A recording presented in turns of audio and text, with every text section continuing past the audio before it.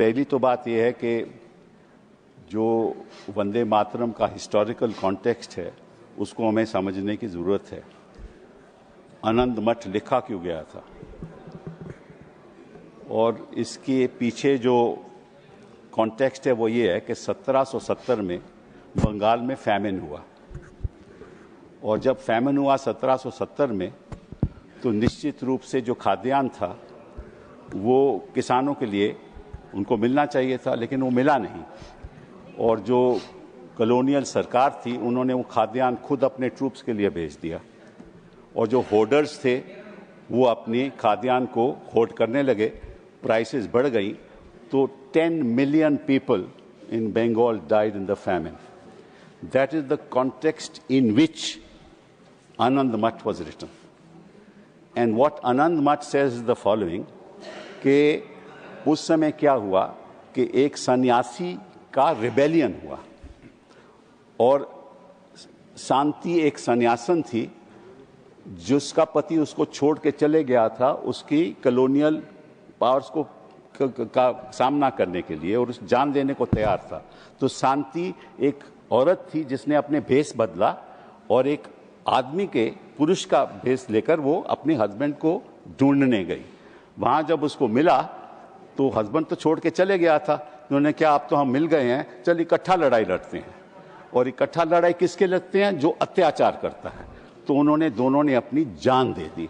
ये आनंद मठ की कहानी है। ये किसी को आज सदन में किसी ने रखी नहीं।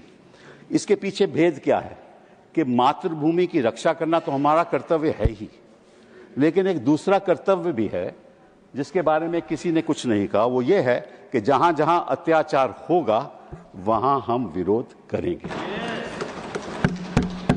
असली आनंद मठ का मतलब ये है, कोई भी अत्याचारी हो, जो अत्याचारी है वो तो वंदे मातरम की बात नहीं कर सकता। जिसके खिलाफ अत्याचार हो वही वंदे मातरम की बात करेगा। सही है, बात तो यही है ना, ठीक है ना, चाहे वो कहीं भी हो।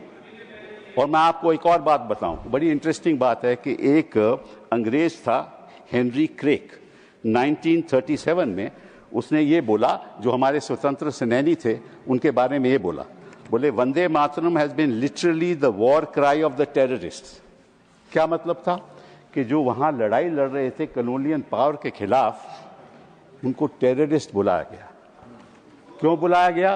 क्योंकि वो अपने हकों के लिए लड़ रहे थे, इसीलिए बुलाया गया ना। तो आजकल के जो हमारे छात्र हैं वो टेररिस्ट हो गए हैं, हमारे जर्नलिस्ट हैं वो टेररिस्ट हो गए हैं, उनके खिलाफ यूएपीए ये चीजें लग रही हैं ना। तो उनकी लड़ाई कौन लड़ेगा? सत्ता पक्ष के लोग तो लड़ नहीं सकते। तो जो अचंभे की बात यह है कि ये वंदे मातरम की बात करते हैं जब हमें वंदे मातरम की बात करनी चाहिए। वंदे मातरम तो हमें चिल्लाना चाहिए ना। इनका क्या हक है? ये तो अत्याचार रोज करते हैं, जनता के ऊपर रोज करते हैं ये अत्याचार, इनका क्या हक है?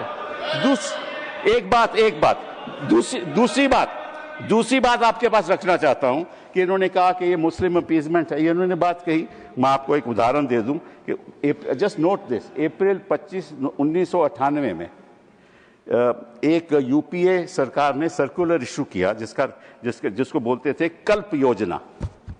एक सर्कुलर इशू हुआ था, उसके बारे में ये कहा गया कि हर स्कूल में, हर गवर्नमेंट एडेड स्कूल में ये गाना गाया जाएगा, वंदे मातरम। वाजपेयी जी प्रधानमंत्री थे, वहां बड़ा बवाल हो गया और वहां बच्चों को स्कूल से बाहर कर दिया। तो वाजपेयी जी को जब नवंबर में वो उत्तर प्रदेश गए तो पता चला ये क्या हो रहा है।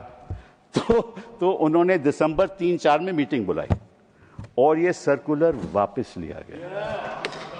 ये इतिहास की बात है। उस समय कोई मुस्लिम अपीजमेंट नहीं थी। वाजपेयी जी ने समझा कि हम विवाद की राजनीति नहीं करना चाहते। और उस समय मालूम, जो मंत्री था, जो बेसिक एजुकेशन का मंत्री था, वो रविंद्र शुक्ला था। तो मैं आपको उसका नाम भी दे देते हूं कि इसका क्या मतलब है। इसका मतलब ये है कि जो वंदे मातरम है ये मातृभूमि की रक्षा के लिए भी है, लेकिन अत्याचार के खिलाफ ये हमारा हक भी है। हमारा मानव अधिकार है कि जहां जहां अत्याचार होगा हम उसके प्रति प्रोटेस्ट करेंगे। 2 मिनट। नहीं, अब सभी के साथ एक सा है और अब मैं सोचता हूँ कि आपको बहुत सारे लोग सुनना चाहते हैं। आप एक जरा मुझे बात करने, लेकिन आप कम समय आते हैं इसलिए कम लोग सुनते हैं। धन्यवाद। अलाउ मी सर, आपकी पार्टी के पास समय नहीं है। महाराजा संजय ओबा, सर 1 मिनट, 1 मिनट में बात कीजिए। 1 minute, 1 minute, just 1 minute. 1 minute. So just want to. Sir,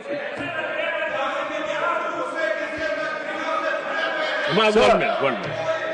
sir दो छोटी सी बातें आपके सामने रखूंगा। दो छोटी सी बातें। जब ये बात रविंद्रनाथ टैगोर को बताई गई कि भाई इसमें बड़ी विवाद हो जाएगा, तो रविंद्रनाथ टैगोर जी ने क्या कहा ये मैं आपको बताता हूं। To me the spirit of tenderness and devotion expressed in the first portion, the emphasis to give to the beautiful and beneficent aspects of our motherland made a special appeal, so much so that I found no difficulty in dissociating it from the rest of the poem. And this was endorsed by Gandhi ji. This was endorsed by Gandhi ji. This was endorsed by Gandhi ji.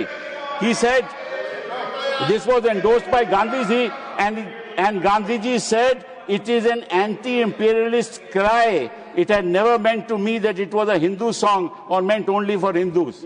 This is what Gandhi ji said. And he said these are evil days that have come in this country. So the point is, sir, the point is just one sentence, sir.